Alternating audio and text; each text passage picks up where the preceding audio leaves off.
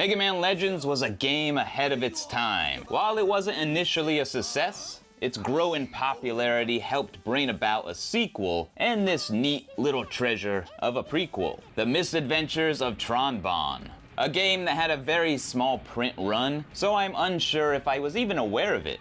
Everyone was partying like it was 1999, because it was, and this game quietly came and passed me by. But here we are decades later, and going in, having purposely stayed away from any footage, I expected a Legend-style adventure revolving around the escapades of Tron Bonne. What I didn't expect is what we got here, a weird, creative compilation of mini-games. Despite the curveball, Misadventures of Tron Bonne is an adventure worth embarking on.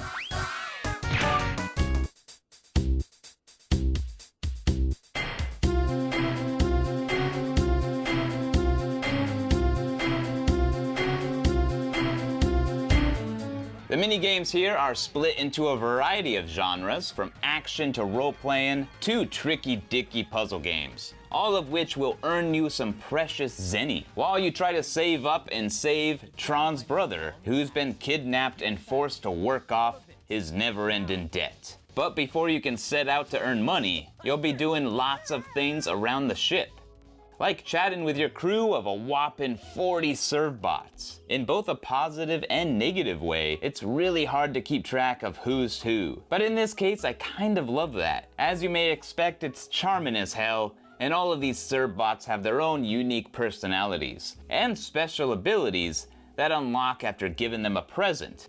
One lucky servbot, for instance, can be given a red head part, making him stand out from the crowd, but you have to choose wisely, because this is who will become your #1 guy. You are my #1 guy.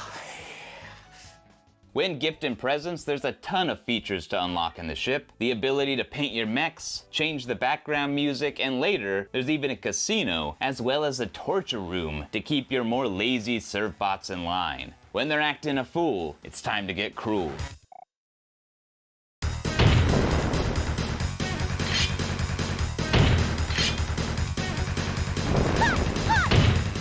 Now, while you're on missions, you can send a group of servbots out to scout areas, similar to the cats in Monster Hunter, and they'll bring back extra items and money. So finally, let's talk about those missions. First up, the action missions. Now, there's a few different kinds here, one of which has you exploring in ruins, looking for refractor crystals. This looks and plays very similar to Mega Man Legends, where you collect treasure and fight Reaver bots. What's new here is you can order your servbots to attack like Pikmin or distract the Reaver bots, which is very handy. What's more is you can also send them in to find treasure in hard to reach places. In another mission, you'll be robbing a town blind by sending your servbots in their home. As an air pirate, it's satisfying seeing your servbots taking all their earthly possessions.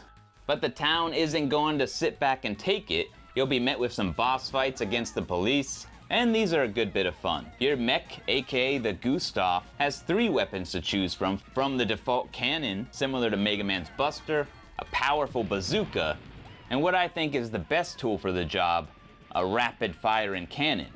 In a refreshing change of pace, we also have puzzle missions, which are unlike anything you played in Legends. Here you'll be stealing freight containers off docks, and despite me being terrible at puzzle games, these were my favorite part of the game. You have a limited amount of moves that you can make on the docks, and the docks have all sorts of obstacles, and you need to make use of things like conveyor belts, cranes, and forklifts. It becomes really challenging and a lot of fun trying to figure out how to get all the boxes in the least amount of moves. If you bring the right servbot along, he can give you some handy tips. One of my servbots told me they wanted a chance to prove themselves, so I let him tag along. However, I don't think I made the right choice.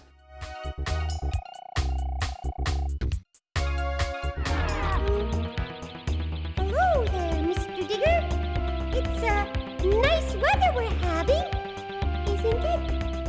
Last but not least, we have the role-playing missions. A first-person maze you'll be navigating a drone through while commanding the servbots to find keys, talk to other diggers, and disable traps, ultimately collecting the treasure.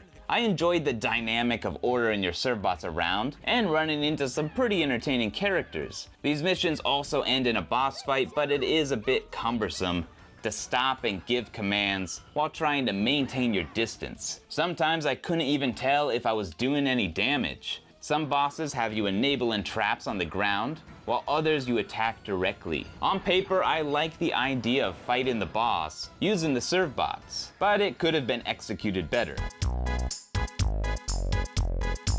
Look, it's another piggy!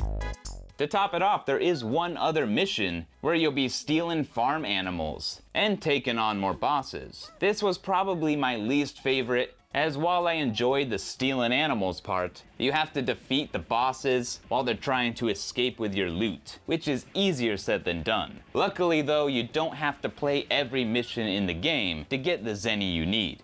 Miss Tron, all the cows got away! Looks like we lose. For now.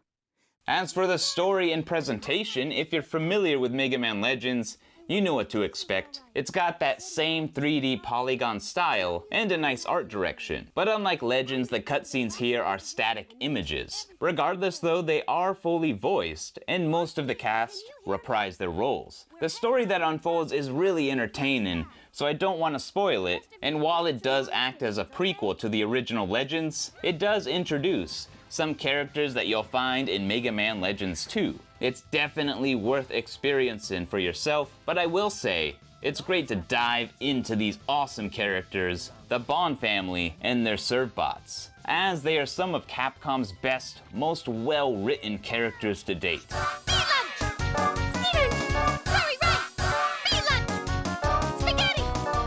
As for the music, it's serviceable. It's not something you'll be listening to in your car anytime soon, or something that you'll probably even remember, but it gets the job done.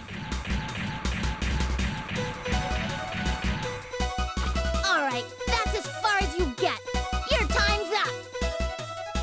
My, what a big robot you have! For what it is, Misadventures of Tron Bonne is a fun little distraction. It's got a good amount of content with some nice variety, and if you wanted, you could spend countless hours leveling up your entire crew of servbots to the max. But that's a bit overkill. The puzzle and action missions are great, and getting to explore and learn more about the Bonne family as you're interacting with all your servbots is the biggest selling point here. And it can be yours for only... Sweet Jesus. Wait, don't have a cow? Because on PSN, it's only 5 buckaroos. So if you have a PS3 lying around, go check out the Misadventures of Tron Bonne and go serve up some trouble. Pillage and plunder until there's nothing but rubble. We did it! Look! It's a giant refractor! So this is an Aurora Stone. From the color and size, it's probably worth 50,000 zenny. We'll have to keep looking. I bet there's even bigger and better stuff in here. That's really pretty. Would you let me take care of that for you? Sure! Gee, thanks! That's nice of you!